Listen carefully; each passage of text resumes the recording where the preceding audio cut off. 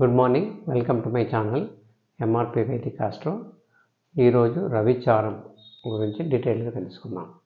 అంటే రవి 12 రాశుల్లో ఉన్నప్పుడు జన్మించిన జాతకుని యొక్క లక్షణాలు ఎలా ఉంటాయో అనేది మనం ఇంతకుముందు కూడా తెలుసుకున్నాం. ఇప్పుడు కొంత డీటెయిల్గా తెలుసుకుందాం. దీన్ని అనలైజ్ చేసి ఎక్కడ పాజిటివ్ లక్షణాలు ఉండొచ్చు, ఏ రాశిలో అయితే ఏ రాశిలో నెగిటివ్ లక్షణాలు ఉండే ఛాన్సెస్ ఉన్నాయి అనేది మనం తెలుసుకోవడానికి ప్రయత్నం చేద్దాం. ఓకే, సో రవి గ్రహము మేషరాశిలో ఉన్నప్పుడు జన్మించిన జాతకుని యొక్క లక్షణాలు పాజిటివ్ నెగిటివ్ రెండు కూడా ఉండొచ్చు. అయితే పాజిటివ్ లక్షణాలు ఎక్కువ ఉండొచ్చు, నెగిటివ్ లక్షణాలు తక్కువ ఉండొచ్చు. అంటే పాజిటివ్కి ఎగ్జాంపుల్ అంటే ఆ జాతకునికి శాస్త్ర పరిజ్ఞానం చాలా బాగా ఉండొచ్చు, మంచి జ్ఞాని అయి ఉండొచ్చు. అదే నెగిటివిటీ వస్తే కొద్దిగా తొందరపాటుతనం ఉండే ఛాన్సెస్ ఉంటాయి. తర్వాత వృషభ రాశిలో రవిగ్రహం ఉండగా జన్మించిన జాతకుని యొక్క లక్షణాలు కూడా పాజిటివ్ అండ్ నెగిటివ్ రెండు కూడా ఉండే ఛాన్సెస్ ఉంటాయి. అంటే పాజిటివ్ లక్షణాలు ఎక్కువ, నెగిటివ్ లక్షణాలు తక్కువ. అలాగే మేషరాశిలో కూడా పాజిటివ్ లక్షణాలు ఎక్కువ, నెగిటివ్ లక్షణాలు తక్కువ. సో పాజిటివ్ లక్షణాలకి ఒక ఎగ్జాంపుల్ ఏంటంటే మంచి వ్యవహార శైలి కలవాడే ఉండొచ్చు. నెగిటివిటీకి నేత్ర రోగం ఉండే ఛాన్సెస్ ఉంటాయి ఆ జాతకునికి. ఓకే, తర్వాత మిథున రాశిలో రవి గ్రహం ఉండగా జన్మించిన జాతకుని యొక్క లక్షణాలు పాజిటివ్ లక్షణాలు ఎక్కువ ఉండే ఛాన్సెస్ ఉంటాయి అన్నట్టు ఆయనకి. సో ఆ జాతకునికి మంచి జ్ఞాపక శక్తి, శాస్త్ర పరిజ్ఞానము ఉండే ఛాన్సెస్ ఉంటాయి. తర్వాత కర్కాటక రాశిలో రవిగ్రహం ఉండగా జన్మించిన జాతకుని యొక్క లక్షణాలు బోత్ పాజిటివ్ అండ్ నెగిటివ్ రెండు ఉండే ఛాన్సెస్ ఉంటాయి.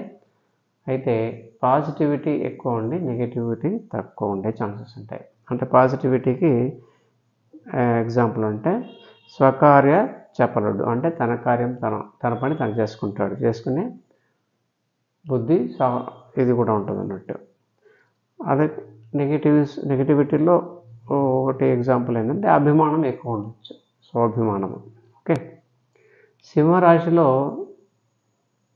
రవిగ్రహం ఉండగా జన్మించిన జాతకుని యొక్క లక్షణాలు బోత్ పాజిటివ్ అండ్ నెగిటివ్ ఉండొచ్చు. పాజిటివిటీ ఎక్కువ, నెగిటివిటీ తక్కువ. పాజిటివ్ లక్షణాల్లో ఎగ్జాంపుల్గా స్థిర బుద్ధి కలిగిన వాడే ఉండొచ్చు. నెగిటివ్ లక్షణాల్లో కొంత కోప స్వభావం ఉండే ఛాన్సెస్ ఉంటాయి అన్నట్టు. ఓకే, తర్వాత కన్యా రాశిలో రవిగ్రహం ఉండగా జన్మించిన జాతకునికి పాజిటివ్ లక్షణాలు చాలా ఉంటాయి అన్నట్టు. సో అవి ఎగ్జాంపుల్గా అలా జాతకుడు మంచి రచయిత అయి ఉండే ఛాన్సెస్ ఉంటాయి. సత్ప్రవర్తన కలిగిన వాడై ఉండొచ్చు. తర్వాత రవిగ్రహము తులా రాశిలో ఉండగా జన్మించిన జాతకుని యొక్క లక్షణాలు ఎలా ఉండొచ్చు అంటే ఆ జాతకునికి నెగిటివ్ అండ్ పాజిటివ్ బోత్ బ్యాలెన్స్డ్గా ఉండే ఛాన్సెస్ ఉంటాయి. అంటే నెగిటివిటీ అంటే లైక్ ధన వ్యయం, ఖర్చు ఎక్కువ చేస్తూ ఉండొచ్చు. పాజిటివిటీ అంటే పరోపకార బుద్ధి కలిగిన వాడే ఉండొచ్చు. తర్వాత వృశ్చిక రాశిలో రవిగ్రహము ఉండగా జన్మించిన జాతకుని యొక్క లక్షణాలు కూడా బోత్ పాజిటివ్ అండ్ నెగిటివ్ లక్షణాలు ఉండే ఛాన్సెస్ ఉంటాయి. పాజిటివ్ అంటే మంచి ధైర్యం కలవాడే ఉండొచ్చు.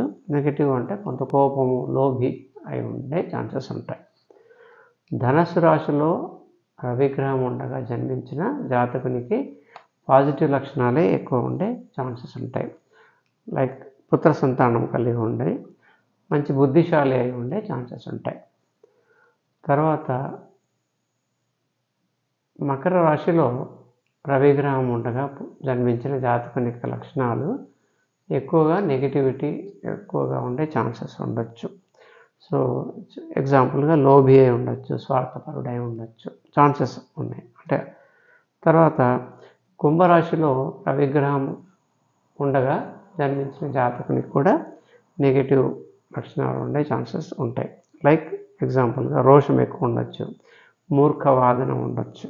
ఓకే, తర్వాత మీనరాశిలో రవిగ్రహం ఉండగా జన్మించిన జాతకునికి పాజిటివిటీ అండ్ నెగిటివిటీ రెండు కూడా ఉండొచ్చు. అయితే ఎక్కువ పాజిటివిటీ, నెగిటివిటీ తక్కువ. పాజిటివిటీ అంటే పుత్ర సంతానం బాగా ఉండొచ్చు.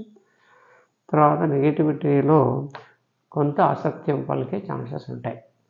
సో ఆ విధంగా మనం చూస్తే ఈ 12 రాశుల్లో రవి గ్రహము మిథున, కన్య, ధనుస్సు ఈ రాశుల్లో ఉన్నప్పుడు జన్మించిన ఆ జాతకునికి పాజిటివ్ లక్షణాలు ఎక్కువ ఉంటాయి. నెగిటివ్ లక్షణాలు ఉండకపోవచ్చు, చాలా తక్కువ ఉండొచ్చు. తర్వాత మేష, వృషభ, కర్కాటక, సింహ, తుల, వృశ్చిక, మీన ఈ 7 రాశుల్లో రవిగ్రహం ఉండగా జన్మించిన జాతకునికి బోత్ పాజిటివ్ అండ్ నెగిటివ్ లక్షణాలు ఉండొచ్చు. కానీ పాజిటివ్ లక్షణాలు ఎక్కువ, నెగిటివ్ చాలా తక్కువ ఉండొచ్చు. మకర, కుంభ రాశుల్లో రవిగ్రహం ఉండగా జన్మించిన జాతకునికి నెగిటివ్ లక్షణాలు ఉండే ఛాన్సెస్ ఉండొచ్చు, ఎక్కువ ఉండొచ్చు. అయితే పాజిటివ్, నెగిటివ్ అంటే మనం ఎలా కన్సిడర్ చేసామంటే సెల్ఫ్ అంటే ఏదైనా కానీ good for self and good for society is considered as positive. Good for self, bad for society is negative. Bad for self, bad for society is negative. ఆ విధంగా consider చేసామన్నట్టు. అయితే ఇవన్నీ ఏంటంటే రవిగ్రహము ఆ రాశిలో ఉన్నప్పుడు లక్షణాలు పాజిటివా, నెగిటివా, బ్యాలెన్స్డా అనేది మనం తెలుసుకున్నాం ఎగ్జాంపుల్గా. But what is important is ఆ రవిగ్రహం ఒక్కడే ఉన్నాడా ఆ రాశుల్లో, వేరే గ్రహాలతో కలిసి ఉన్నాడా, వేరే గ్రహాలు ఆ రవిగ్రహాన్ని వీక్షిస్తున్నాయా, వీటిని బట్టి ఫలితాలు అనేది, ఆ లక్షణాలు అనేది ఏర్పడతాయి అన్నట్టు. సో ఆ రవిగ్రహం ఇక్కడ ఉండగానే, సపోజ్ రవిగ్రహం మిథున రాశిలో ఉండగానే ఆ జాతకునికి అన్ని పాజిటివ్ లక్షణాలే ఉండొచ్చు అని అనుకోవడానికి లేదు. ఎందుకంటే ఆ రవిగ్రహంతో వేరే గ్రహం కలుస్తుందనుకో, అప్పుడు ఆ లక్షణాలు మారిపోవచ్చు. అలా ఆ విగ్రహానికి వేరే గ్రహము, పాపగ్రహాలు ఏమైనా వీక్షిస్తున్నాయి అనుకోండి, అది వేరే ఉండొచ్చు. సపోజ్ కుంభరాశిలో రవిగ్రహం ఉంది, అంతా నెగిటివే ఉంది అని చెప్పి అనుకోవడం లేదు. సపోజ్ ఆ రవిగ్రహం పైన ఏది శుక్రగ్రహమో లేకపోతే గురుగ్రహమో వీక్షిస్తుంది అనుకోండి, అవి శుభగ్రహాలు కదా, కాబట్టి లక్షణాలు మారిపోతాయి అన్నట్టు. సో ఆ విధంగా